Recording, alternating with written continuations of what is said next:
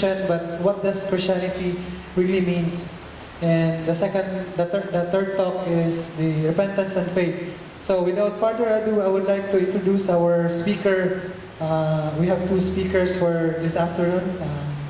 Our first speaker, she has been here in Thailand for 20 years, and 18 years ago, she was a participant like you.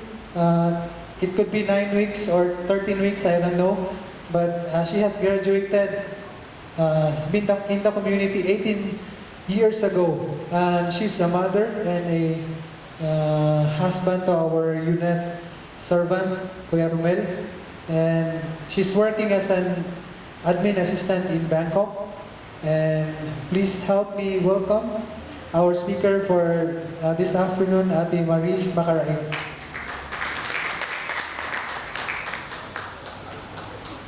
Hello.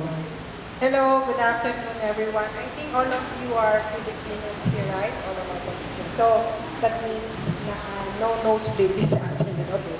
Anyway, as what Esto has mentioned before, I've been in Thailand for 20 years and been a member of our community for 18 years. Okay? So since we have a limited time, we start with our talk. My topic is about Christianity. What it means to be a Christian. So, are you all Catholics? Or is there anyone here that's in other Christian denomination? Anyway, I'm sure all of you are Catholics, right? So, I'm sure you will be able to maybe adapt or familiar for what I'm going to say today. Okay, last week, our topic is about God's love. So, our speaker last week talked about how God loves us. And He manifested His love for us by sending Jesus Christ, His only begotten Son, to die on the cross so that we might have eternal life. Okay? And all of us know that after 3 days, Jesus rose again from the dead, and He, before He went back to heaven, He left us with an invitation. That is an invitation to follow Him. And I'm sure that's why we are all Christian now, because we accept Jesus as our Lord and our Savior. And when we say, because no Christian will say that, oh, I am a Christian, but I don't accept Jesus Christ as my Savior, and I don't really accept Him as my Lord. It cannot be, because why? Because when you say a Christian without Christ, it will lead us to nothing. So when you say you're a Christian, you must be a follower of Christian. And rightly so, because you have every right to be follower of Christian or of Christ, because when we say we are a follower or we are a fan of something, because that something or that person is very unique.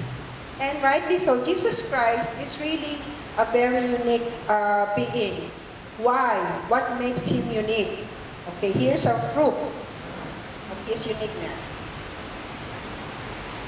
Okay, because only Jesus Christ, who's like after 2,000 years of dying and going back to heaven, up until now, He's the only one who has billions of followers, billions of Christians around the world.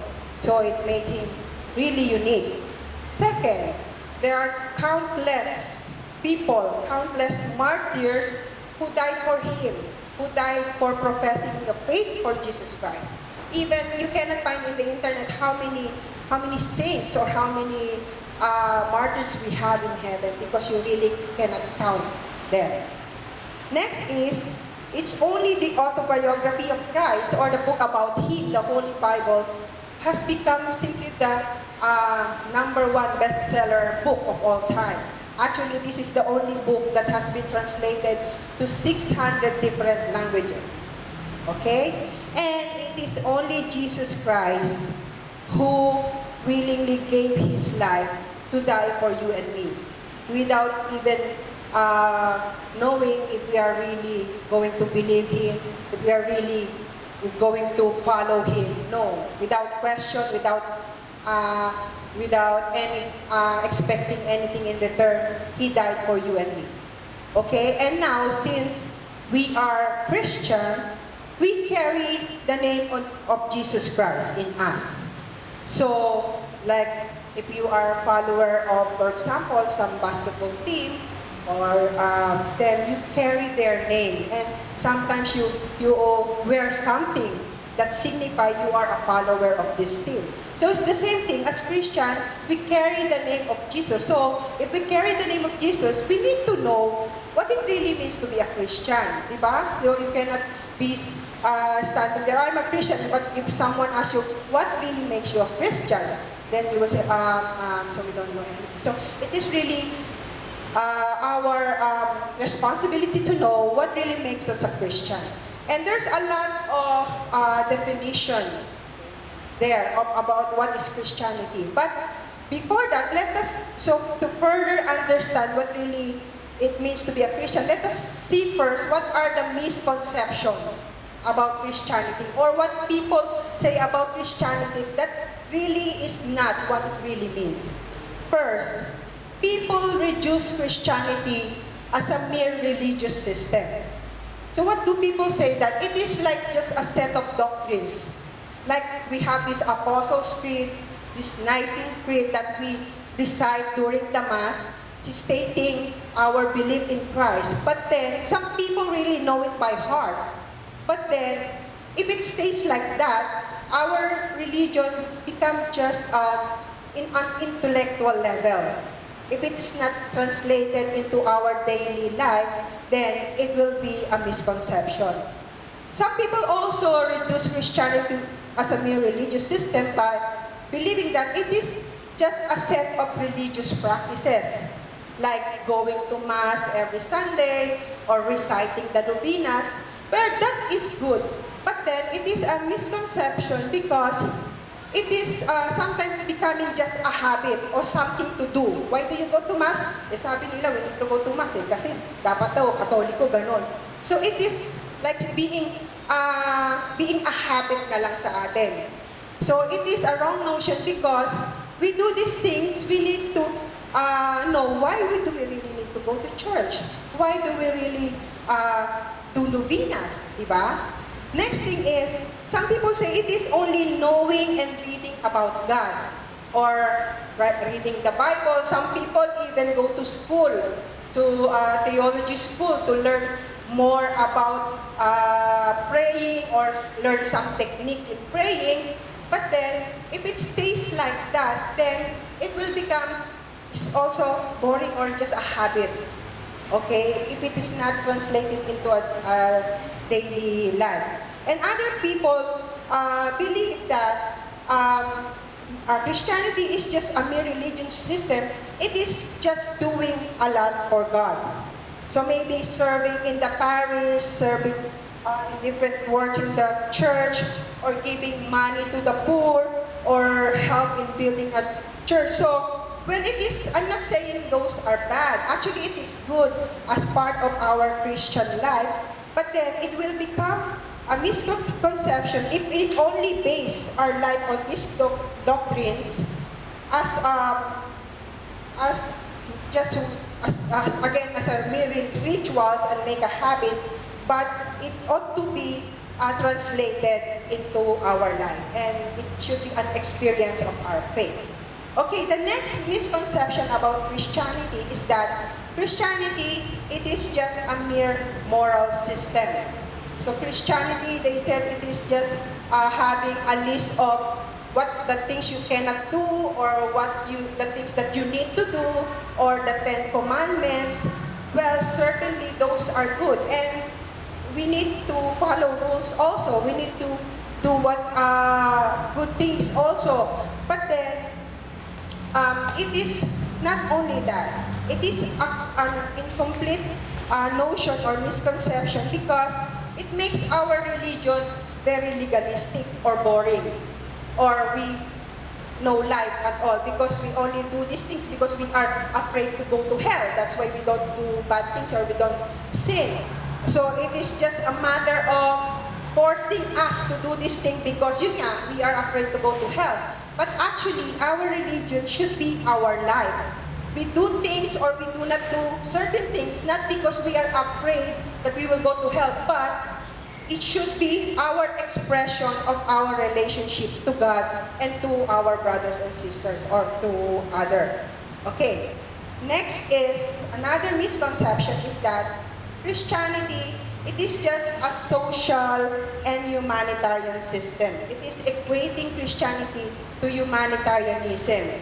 It is just doing good or being a philanthropist or being that Mr. Nice guy who are not always smiling, who doesn't get angry, who's always nice and kind. But then, if this is a misconception because if we're always like that, if we believe that a Christian should not get angry, should be always smiling, then it will be reducing Christianity as just a good Samaritan. And when we are talking about that Mr. Nice guy that doesn't get angry, well, in reality, Jesus also gets angry, right? And sometimes we are called to be angry also, especially as Christians when we are faced to this great evil of abortion. We cannot just laugh about that or we cannot just pass it on like that. We need to be angry also and hoping that anger can drive us into a constructive action. Okay, sometimes Christians need to be angry also. Next, another misconception is that some people believe that Christianity is an escape from the realities of life. This is what the communists are saying, that religion or Christianity is for the poor, okay, or for the oppressed, for the people who cannot get hope in life, or for the people who cannot go to good position. Okay, you just might as well be settled with your religion. Just pray, nothing like that. But as a Christian,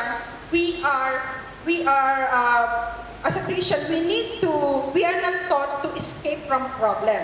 Diba, we have na nga this kasabihan na nasa Diyos ang awa, nasa tao ang gawa. So, we need to do something also with the faith that Jesus or God will help us make it through to go to our for what we want to go in life. Okay, so yung misconception or wrong notion about Christianity. Now, the question is, what is Christianity? What does it really mean to be a Christian? There are a lot of things to describe or define what Christianity is, but the concrete way to define Christianity is that Christianity is, the essence of Christianity is our relationship with God, with Jesus Christ as our Lord.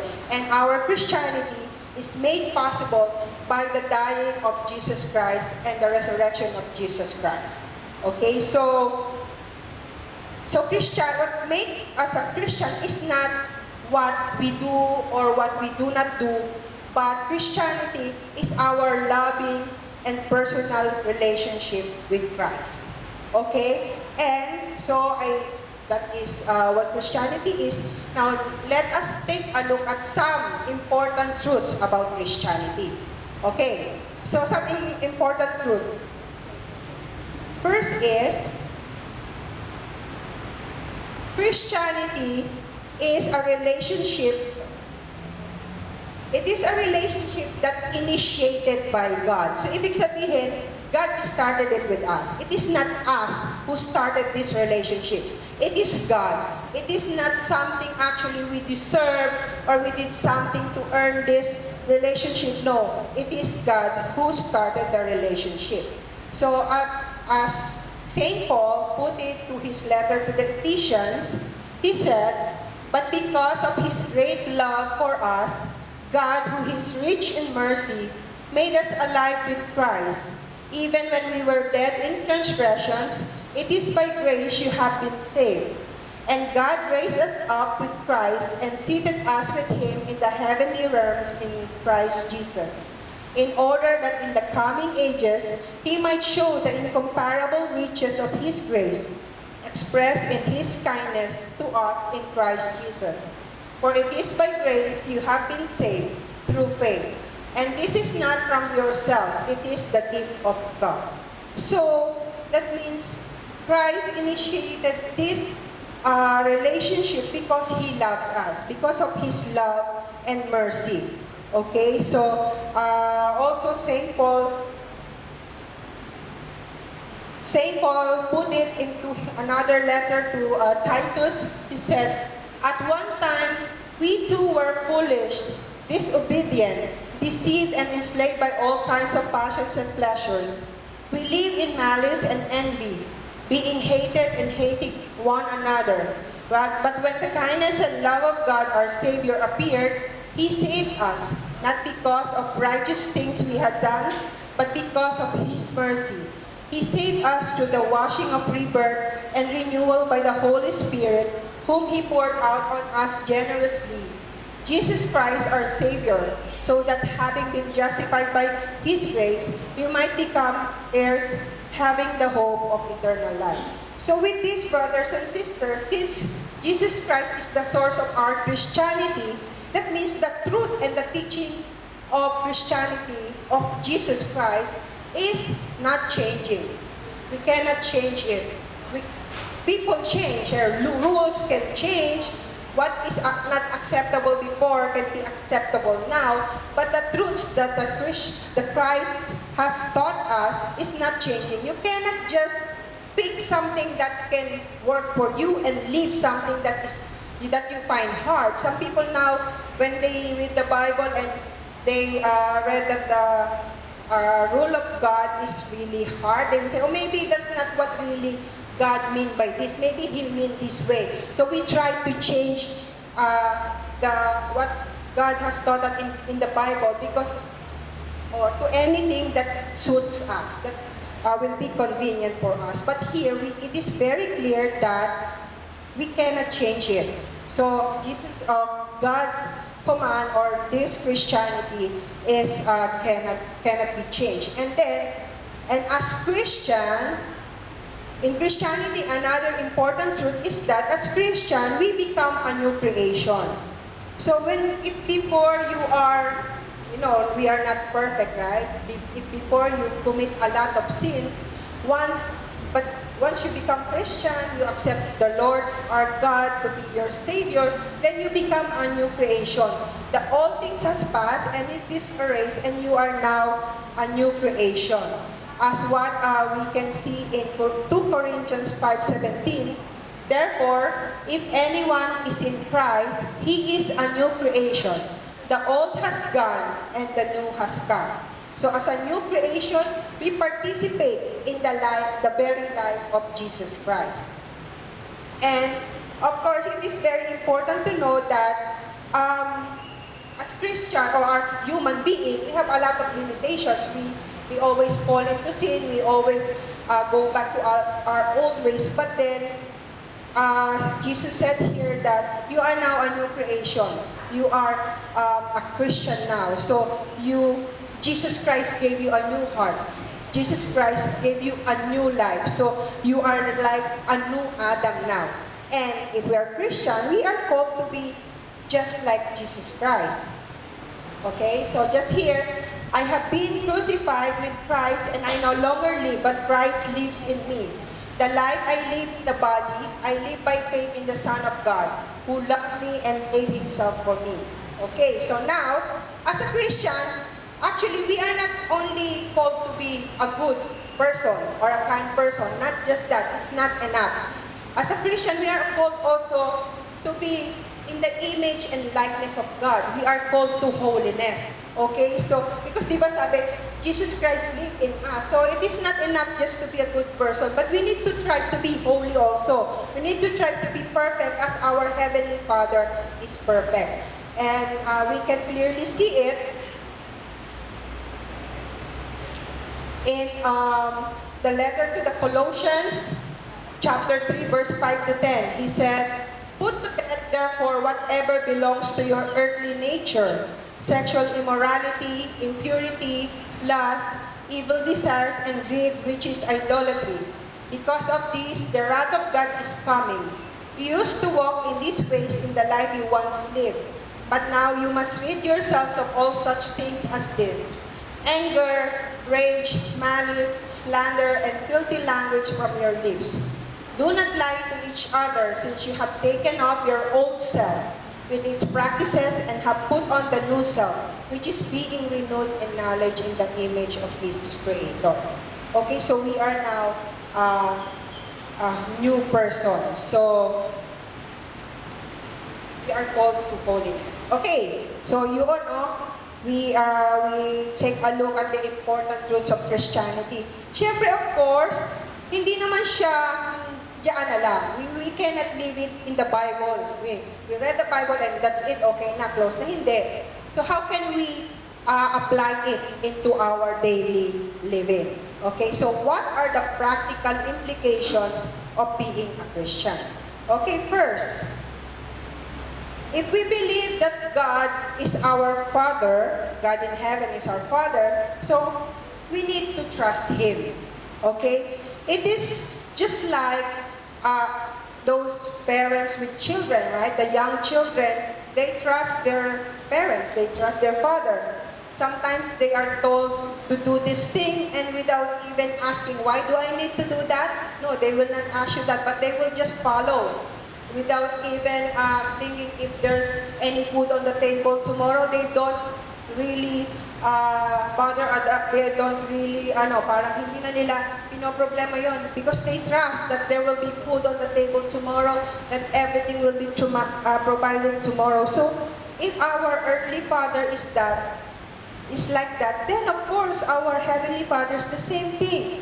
And God has the best plan for us. Sometimes we occupy ourselves with worrying, with planning, what should I be in the next 5 years, in the next 10 years, what should I have, what should I be accomplished. We worry ourselves with that. But those are good. Planning for our future is good. But then, brothers and sisters, we all know that no one knows what will happen tomorrow. No one knows if our plan is really what's good for us.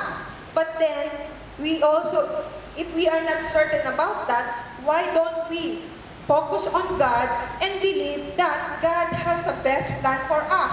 And His plan is always the good amongst all our plans. Why? Where can we see that? In the book of Jeremiah, He said, "For I know the plans I have for you, declares the Lord, plans to prosper you and not to harm you, plans to give you hope and a future. Then you will call upon me and come and pray to me, and I will listen to you. You will seek me and find me when you seek me with all your heart."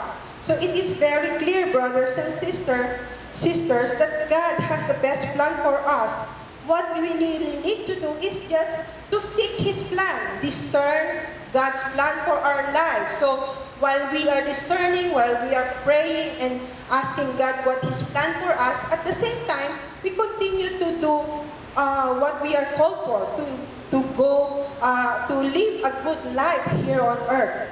Okay? The next implication is that if our Father knows our Father knows our needs and He will provide for us. So, just like earthly fathers, our Father in heaven knows what we need. Sometimes we don't even ask them and it will just come. So how many of you this morning when you wake up, thank the Lord, oh thank God, I am still alive. Some people did not even open their eyes today. How many of you thank God when you are eating your lunch or your breakfast? Some people do not have even anything on their table right now. So everything God knows and He knows our needs. And we can clearly see it in the Gospel of St. Luke. He said, "Therefore I tell you, do not worry about your life and what you will eat, or about your body and what you will wear. For life is more than food, and the body more than clothing. Notice the ravens, they do not sow or reap. They have neither storehouse nor barn, yet God feeds them. How much more important are you than birds? Can any of you by worrying add a moment to your lifespan? If even the smallest things are beyond your control, why are you anxious about the rest? Notice how the flowers grow. They do not toil or spin. But I tell you, not even Solomon in all his splendor was dressed like one of them. If God so clothes the grass in the field that grows today and is thrown into the even oven tomorrow, will He not much more provide for you? Oh, you little faith! As for you, do not seek what you are to eat and what you are to drink, and do not worry anymore. All the nations of the world seek for these things, and your Father knows that you need them. Instead, seek His kingdom, and these other things will be given unto you. So, diba, it is really a profound promise, and it's always true to every one of us. I'm sure all of you receive a lot of blessing, small things and even big things. So, do not worry, brothers and sisters, because God will provide, and wherever it came from, there's a lot more that will come on your way. Just believe, and that just believe in God and do His will.